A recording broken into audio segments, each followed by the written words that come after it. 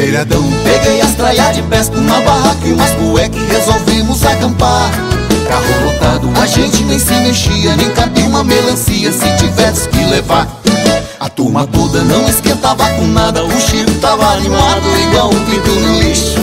E a Maria cada vez mais irritada, toda vez que ele falava: quem liga? Quem liga sem banheiro e água quente? Quem liga se aqui tem muita gente? Quem liga o som alto incomodando? Quem liga tanta gente reclamando? Quem liga isso aqui tá bom demais? Quem liga eu tô aqui não volto atrás?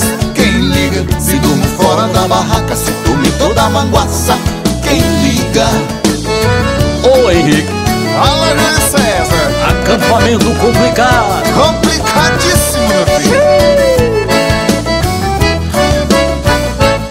De madrugada um motoqueiro alucinado acelerava sua moto e berrava sem parar.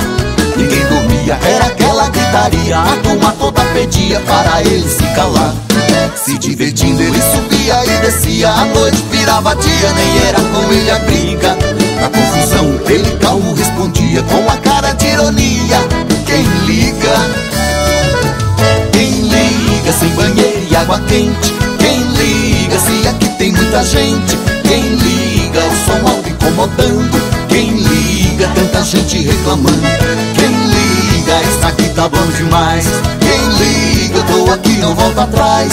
Quem liga se durmo fora da barraca, se come toda a manguaça?